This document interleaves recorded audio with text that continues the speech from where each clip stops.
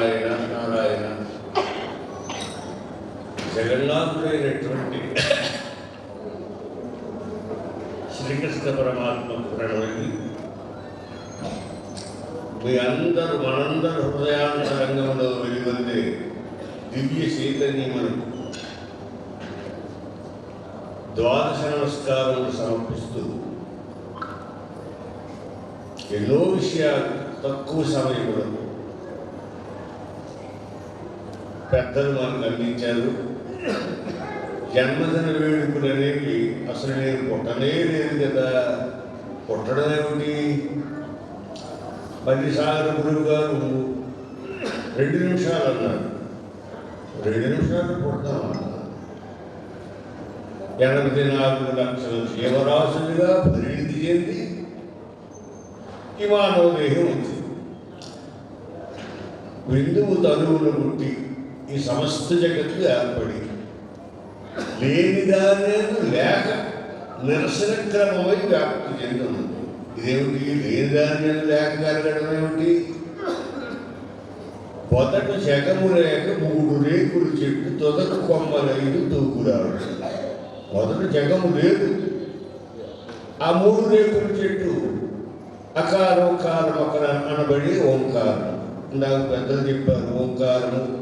మా బ్రహ్మానంద స్వాములు వారు బ్రహ్మానందుడి కైలాసాస్త్రం మరి ఓంకారం గురించి చాలా చక్కగా చెప్పారు.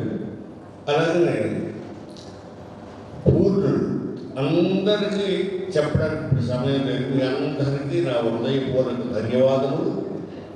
ఆ పూర్ణుడైన వారు ఈ ఓంకారాన్ని వారు అందిస్తే వారు మరి కొంచెం ముందుకు వెళ్ళి ఉన్న సత్యాన్ని, ఇది ఒక సత్యం, ఇది నిత్య సత్యము, వ్యవహారిక సత్యం, అద్వైత జ్ఞానం. అద్వైత జ్ఞానం అనంతాన్ని పూర్ణబోధో విశిష్యతే.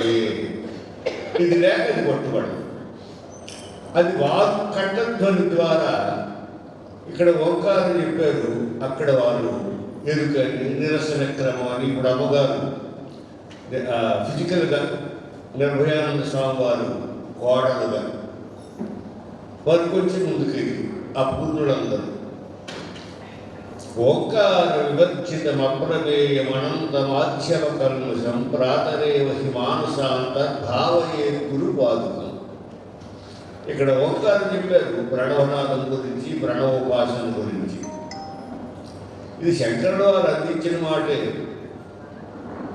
గురుపాదుకాస్తాములు ఓంకార వివర్జితం అప్రమేయమనంతమాధ్యమ కల్మషం ప్రాతరేవ హి మానసాంతర్భావయే గురుపాదుకం. గురుపాదమును ఆశ్రయించకపోతే, ఇది మంత్రపిండం కాకపోతే ఎన్ని జన్మదిద్దినా పునరపి జననం పునరపి మరణం జనరే చిటిరే జైనం ఇహ సంసారే బహుదుస్తారి. పుట్టడం చావడం, పుట్టడం చావడం. ఇది ఒక్క మానవ జన్మకు మాత్రమే సాధ్యం. ఏది? జన్మ మరణ నదీ ప్రవాహాలను దాటే ఉపాయం ప్రతిమ జీవుడికి లేదు. అందుకే మానవ మళ్ళీ పుడతావా? పుడితే దుఃఖముదాం. దుఃఖం ఒక్కటైనా సుఖము ఉంది. సుఖదుఖములు మిశ్రమము కదా. సుఖదుఖములు మిశ్రమం వలనే మళ్ళీ జన్మిస్తున్నాం, మళ్ళీ పుడుతున్నాం, మళ్ళీ వస్తున్నాం. అందుకని ఈ జనన మరణ నదీ ప్రవాహాలను దాటడానికే గురుమూర్తి అవసరం. తాను చెవులేక తలుపెట్టును బ్రహ్మకైన వాడు అపకైన. ఇప్పుడు అది ఓం, ఇది ఓం, పురుషోక్తము, శ్రీశోక్తాలు, నమకాలు, చమకాలు, యమకాలు, గమకాలు ఇవన్నీ శబ్ద బ్రహ్మమే కదా. అది బ్రహ్మమే, శబ్ద బ్రహ్మం. రిషబ్దో బ్రహ్మం ఇచ్చితే ఉపనిషద్వాక్యము కదా. అదేదో అది తెలుసుకోవడానికి మాత్రమే ఈ జన్మకి సార్థం. ఆ జనన మరణ నదీ ప్రవాహాన్ని దాటి వాడు ఎవడైతే ఉన్నాడు వాడి సుఖస్వరూపం. ఇందాక ఆమె చెప్పారు కదా, ధ్యాన శ్లోకాల్లోనే ఉంది ధర్మం అంతా. బ్రహ్మానందం పరమసుఖదం. అలా వెళ్ళి వెళ్ళి మళ్ళీ ఆ ప్రశ్నాక పూర్తి శ్లోకం చెప్పడం సమయం లేదు, చెప్పారు కనుక.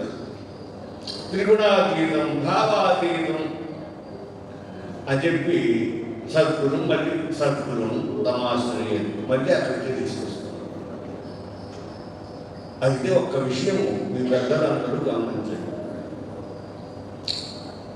మొదటగా అజయం చెప్పామా, అజరాశ్రమాలు భారతదేశంలో, మన అఖండ భారతదేశం ఎన్నో బోధపడిపోయాయి. ఎందుకట, మొదట కర్మానుష్ఠానం, ద్వైత భావం, తరువాత విశిష్టాద్వైతం, తండ్రి కొడుకులు సంబంధం. ద్వైత భావము ఒక పనివాడికి ఇంటి యజమానికి ఉన్నంత సంబంధం, ఒక సర్వెంట్కి ఒక యజమానికి ఉన్న సంబంధం ద్వైతం. విశిష్టాద్వైతం మరి కొంచెం తండ్రి కొడుకున్న సంబంధం. తండ్రిలా కొడుకున్నా ఒకటి బాగు విడిపోయాం కదా, ఆత్మావైపున్నావాసి అదే, కానీ రెండుగా ఉన్నాం కనుక విశిష్టాద్వైతము. అద్వైతముల మహావాక్యము మనకి చెట్టు మీద వేదములు, 4 వేదములలో అహం బ్రహ్మస్మి తత్వమసి ప్రజ్ఞానం బ్రహ్మహిమాత్మ బ్రహ్మాహం బ్రహ్మస్మి 4 మహావాక్యాలు అవి అద్వైత అనుభవాన్ని, అద్వైతాన్ని తెలియజేసి.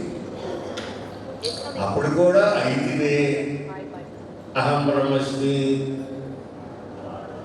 అని తత్వమసి తత్తది పసి నేను ఏ ప్రజ్ఞ అయితే నడిపిస్తుందో నన్ను ఆ ప్రజ్ఞ నేనే అంటే రెండే, ఒకటిగా చెబుతూ రెండింటిని మళ్ళీ కలుపుతాడు. మరి కొంచెం ముందుకు వెళ్ళేటప్పటికి ఇక్కడ అద్వైతం వైదిక మతముగా ప్రకటితమై శంకరుడు వారు నారాయణ సమారంభం వ్యాస శంకర మధ్యమం, అక్కడది అద్వైతాన్ని అనుసంధానం చేస్తారు. మరి కొంచెం ముందుకు వెళ్ళేటప్పుడు సదా ఎవడైతే ఉన్నాడో సదాశివ సమారంభం శంకరాచార్య మధ్యమం. శంకరుడు వారికి తన గురువులండి, ఒకటి ద్వైత అద్వైతాన్ని మరొకటి అచిరాన్ని చెప్పారు. భగవత్పాదుడైనటువంటి గౌడపాదాచార్యుడు, మరొకరు గోవింద భగవత్పాదుడు. అందుకని చాలా మంది శంకరుల వారికి అద్వైత అచిరం తెలియదేమో, అతను లేడేమో అనుకుంటారు. పూర్ణుడైన వారు లేకపోవడం కాదు, మొదట అద్వైతం చెప్పి ద్వైతాద్వైతం చెప్పి తరువాత అచిరం చెప్పాలి. అలా చెప్పకపోతే బోధపడిపోతాయి. ఎందుచేత అచిరము సనాతనం అయినప్పటికీ ఎంతమందికి అది అనుభవం కలుగుతుంది? గురుకృప లేని వారికి అసలు ఎన్ని జన్మలిస్తేనే కలుగుతుంది.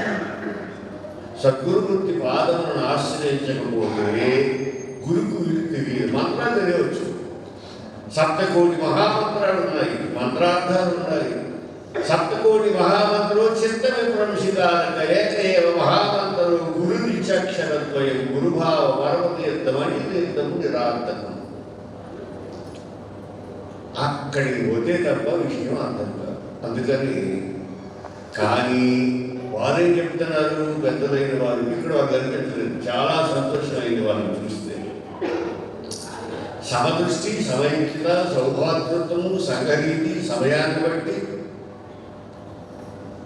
సభను బట్టి, అర్హతను బట్టి, యోగ్యతను బట్టి అందించాలి. మొత్తం ఇప్పుడు చెప్పారనుకోండి, అహంకారమును రూపుమాపకాచినము పలుకుటనరమురా అహం విడచి భ్రాంతి లేకనే అనిషత్వమును జంతుమురా. ముందు అహంకార రహితంగా, అప్పుడు ఆమె చెప్పినటువంటి అంటే రాము చెప్పినటువంటి ఆ అహం పదార్థరహితం బ్రహ్మ విద్యోపదేశితం సూర్యం విష్ణు మహావిష్ణు సూర్యం యాజ్ఞవల్కం సుఖం సాంగీపమర్చితం అని గురు పరంపర అంతా అమ్మ వర్ణన చేశారు. అందుచేత మొదట అజయం చెప్పామనుకోండి, మూలానికి ముప్పు వచ్చేస్తుంది. కర్మిష్టి సద్గురు మలయాళ స్వాముల వారు, మీరందరూ తిరుపతి చాలా దగ్గర, కర్నూలు, కడప ఇవన్నీ మన కేంద్ర స్థానమైన తిరుపతి. మీరందరూ అందరమే అందుకని కలిశామేమో గురుకృప చేత. అయితే మలయాళ స్వాముల వారు 12 ఏళ్ళు తపస్సు చేసి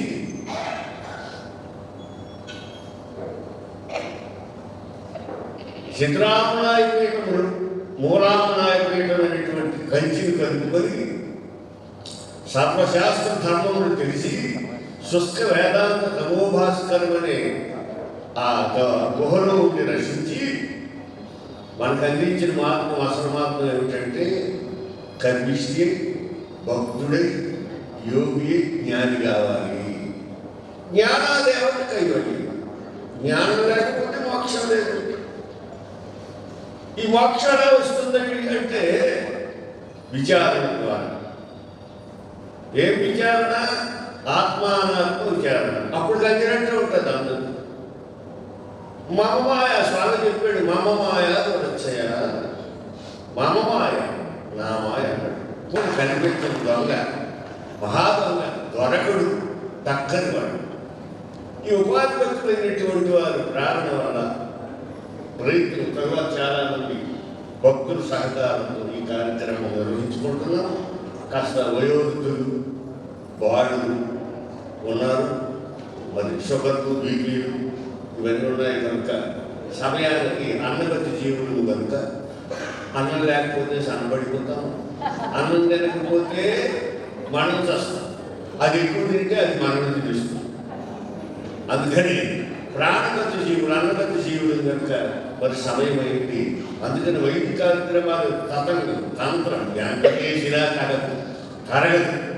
దాన్ని కాస్త వెనక్కి పంపించి మహాత్ముల కంఠధ్వని ద్వారా ఈ విషయాన్ని మీకు అందించాలని ఈ కార్యక్రమాలన్నీ మేము అందించాను. అది ఓం నారాయణ నారాయణ.